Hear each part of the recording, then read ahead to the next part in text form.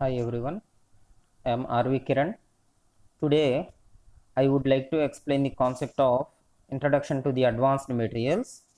In this, I am going to discuss about the topics of Introduction of Composites, various phases in the composites, and basic classification of the composites. And this is my first lecture in the Advanced Materials concept. Next, going to the first slide, we have different types of materials widely used for the generation of composites. Hence, these are all in the world of materials. So, there are ceramics, metals, polymers, natural materials, and foams. So, this classification or this material classification is based on the matrix purpose. So, matrix purpose means metal matrix composite, polymer matrix composite, and ceramic matrix composite. So, latest edition of the research of composites is GFRP. So, GFRP means glass fiber reinforced polymers, KFRP, Kevlar fiber reinforced polymers, and CFRP, carbon fiber reinforced polymers. So, these are all the types of polymer based composites. So, here we also have the natural fibers. Natural fibers means in the types of natural materials, that is flax, cotton, natural fibers, etc. So, in the section of foams, there are metal foams, ceramic foams, and glass foams. And in the section of ceramics or glasses, there is soda glass, aluminum glass, silicon carbide glass, etc. And in the polymers, there are thermosetting resins and thermoplastic resins. So, in the classification of thermosets and thermopolymers, there is polypropylene, nylon, etc. But in the metals, all the materials are of metal kind, that is cast irons, aluminum alloys, copper alloys, nickel alloys, and titanium alloys. So, these are all the materials for the generation of composites. So, let us first see the definition of the composite. So, the general class, the definition of the composite is two or more materials combined to form a composite. So, we have to take any two or more materials. So, that is one metal, one polymer, one ceramic. So, a composite materials is made by combining two or more materials, but these different materials have very different properties.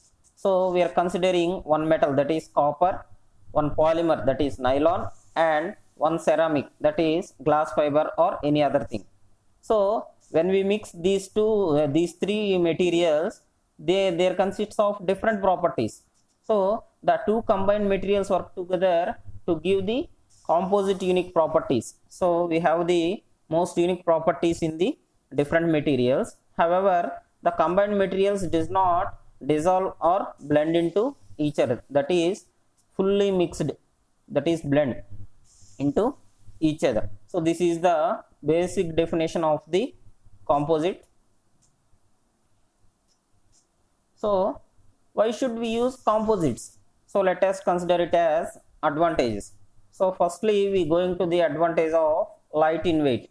So, in olden days, we used to use the metals, and then the development begins and then goes to alloys, and we are going to the composites.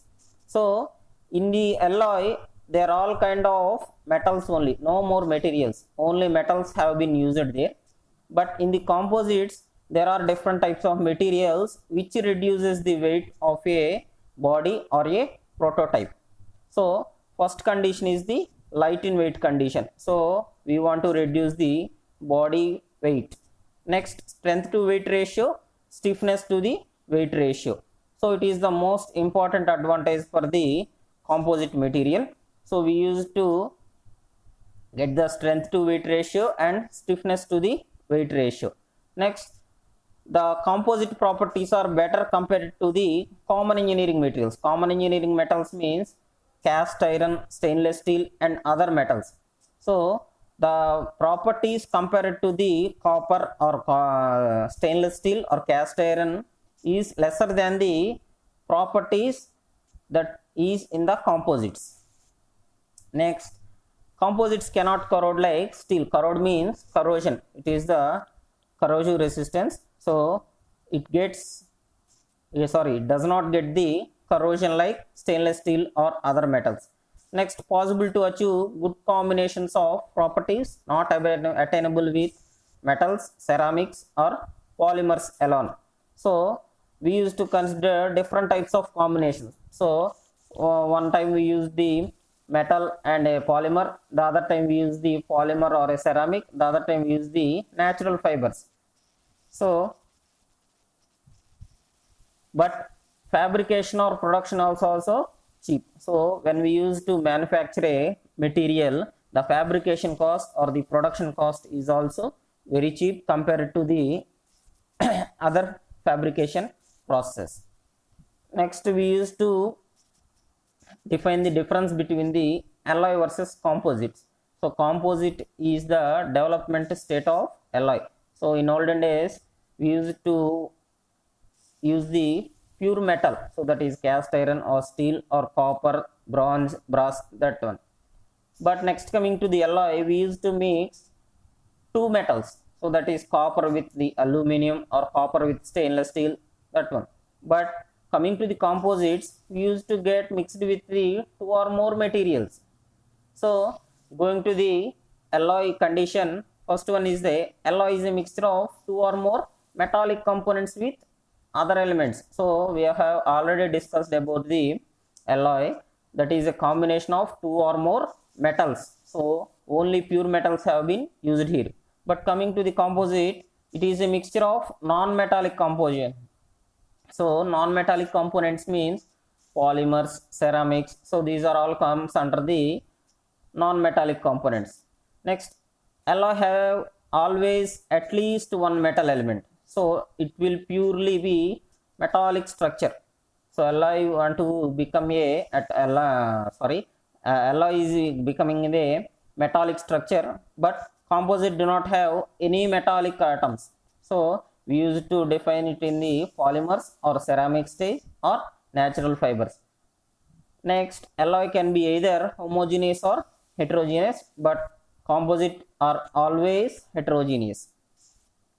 So it have a luster due to presence of a metal, but composite does not have a luster of components. Luster means heavy compact with the sizes of molecules.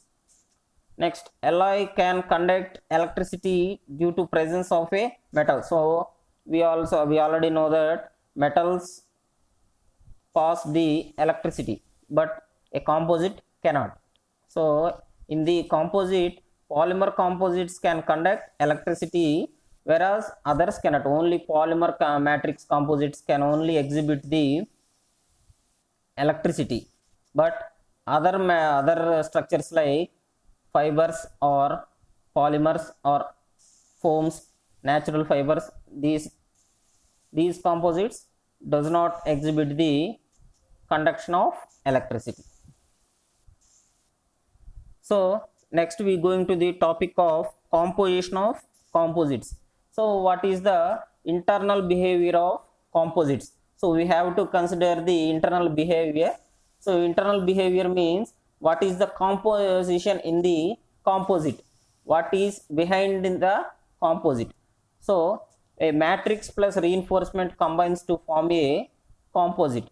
So what is in the matrix? So matrix consists of thermoplastic and thermosetting resins. So in the thermoplastic resins, the examples are nylon, polypropylene, PET, ABS, PC, PPO, PPS. So these are all the short forms. And next, going to the thermosettings, the examples are polyester, vinyl ester, epoxy and phenolics. So matrix means the total body form or the DNA form of the material, but reinforcement is the minor congruent, so which we added through the minor congruents in the matrix. So that is the glasses or aramids or carbons or natural fibers, etc. So these are all comes under the reinforcement.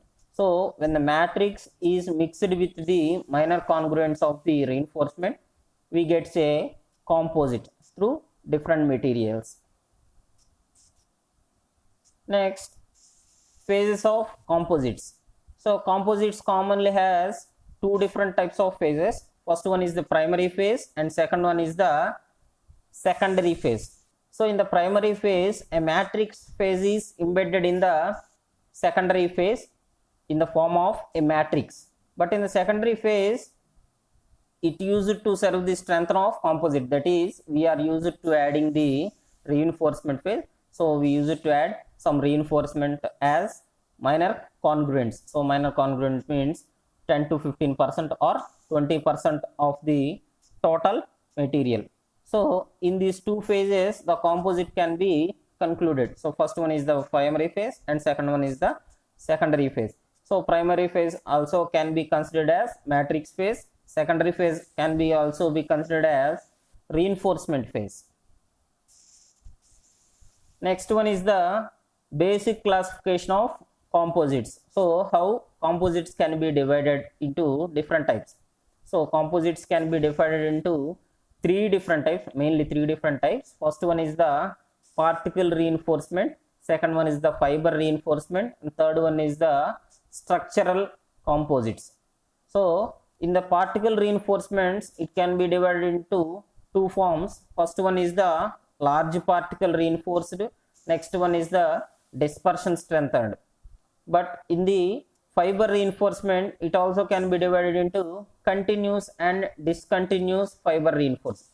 So in the continuous, it can be aligned, but in the discontinuous, it is in the form of short fibers. Again, discontinuous fibers can be divided into two types. That is, first one is the aligned type, second one is the randomly oriented type, and last one is the structural composites. So in this structural composites, it can be divided into two types, laminate composites and sandwich panels. So the basic classification, structural composites are two types, that is laminates, we consider it as lamina, and second one is the sandwich panels. Sandwich panels means a lamina embedded in the form of other material which is also called as a lamina. So we generally see it a burger or any bread material, that is sandwich panels. So hereby we conclude the topics. So introduction, phases and classification of composites. Thank you.